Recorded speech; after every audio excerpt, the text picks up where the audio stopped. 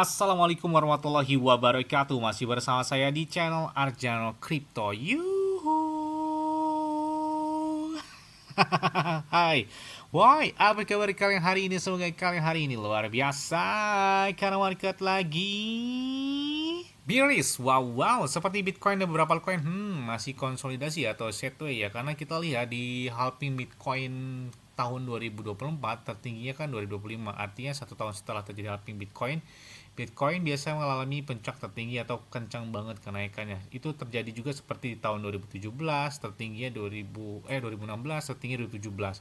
Kemudian 2020, tertinggi 2021.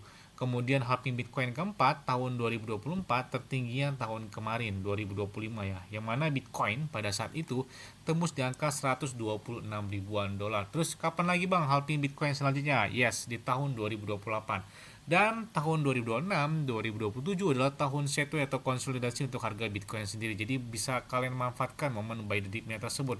Jangan FOMO-nya ketika market sudah mulai reversal atau pembalikan arah, apalagi sudah menuju di halving Bitcoin. Biasanya menuju halving Bitcoin sedikit mulai bangkit, dan 1 tahun setelah terjadi halving Bitcoin 2028, berarti 2029, itu bisa diperhitungkan buat take profitnya. Jadi kalian perlu catat setiap siklus halving Bitcoin 4 tahun sekali. Nah, jadi perlu kalian tahu ya tentang siklus halving Bitcoin, karena itu berdampak banget terhadap market Bitcoin, dan itu sudah terjadi 4 kali halving Bitcoin sebelumnya ya. Jadi benar-benar terbukti setelah halving Bitcoin biasanya Bitcoin mengalami puncak tertinggi sepanjang masa lagi.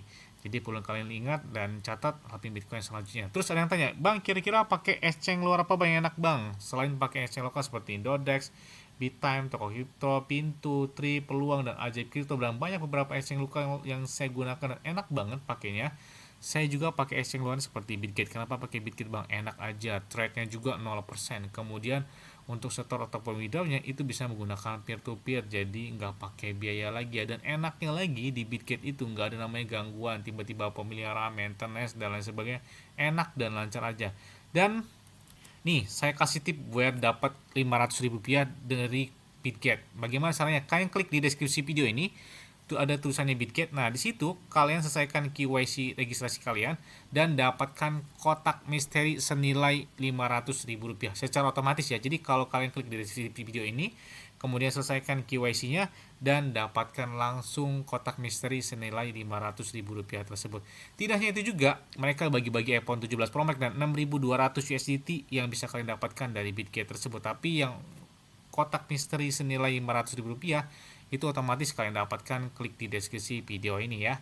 Oke, seperti biasanya hari ini saya akan membahas dan memberikan informasi terbaru ya, karena banyak banget yang minta request tentang sebuah token ini. Tapi ingat ya, kita bahas tetap disclaimer dan Dior. Kenapa?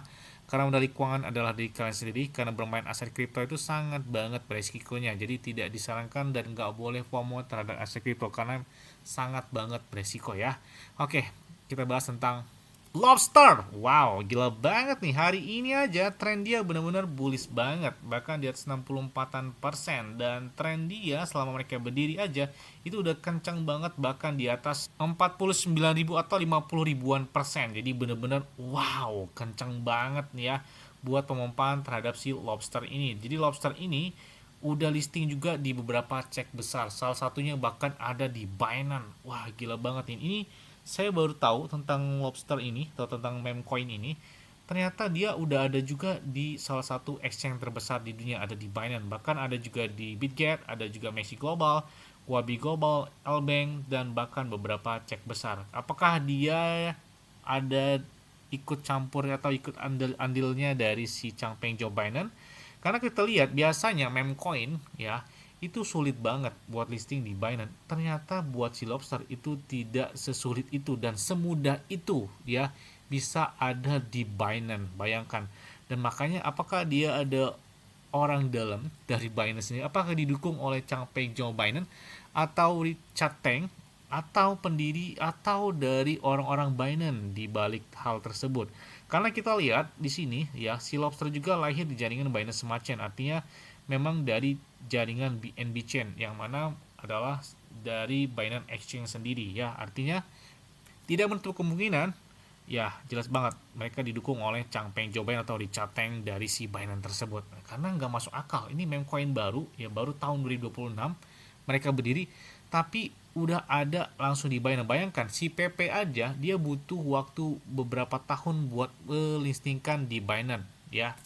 Kemudian si Shiba Inu juga ya butuh beberapa lama untuk mencapai ke Binance tersebut. Sedangkan ya kayak Baby Doge aja itu bertahun-tahun, dia butuh 3 tahunan untuk listing di Binance. Sedangkan si Lobster hanya hitungan bulan atau mungkin beberapa minggu setelah mereka listing ada di Binance. Makanya ya tidak menutup kemungkinan sepertinya ada orang-orang di balik dari si Lobster ini.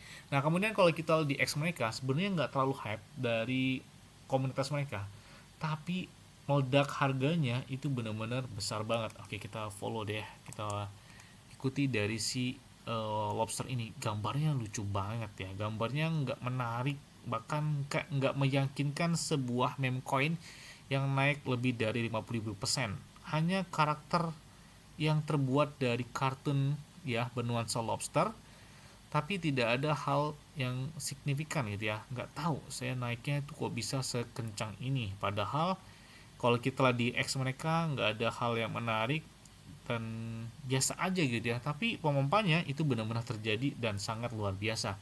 Dan mereka juga udah listing di beberapa cek besar, bahkan ada di Wix, ada di Binance, ada di Maxi Global, ada di Bitget, ada di beberapa cek besar lainnya. Jadi kalau kita lihat ya lagi-lagi kalau meme coin itu memang berisiko ya. Jadi tapi kalau kita lihat trendnya si Lobster ya kayaknya lebih banyak bullishnya daripada si bearishnya untuk sampai dengan detik ini ya. Jadi ya perlu kalian pertimbangkan lagi buat si Lobster ini karena memang sangat berisiko juga untuk bermain aset kripto ya.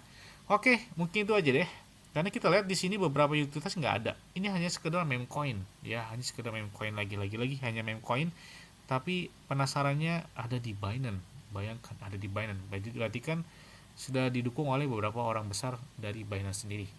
Yes, mungkin itu aja yang dapat saya sampaikan kepada kalian semua. Ingat-ingat ya, semua disclaimer dan dior. Kenapa? Karena dari keuangan adalah di kalian sendiri, selalu gunakan yang mudah dan santai. Jadi apabila market dalam keadaan bearish, bullish, dan bagaimanapun kalian tetap tenang dan santuy. Terima kasih.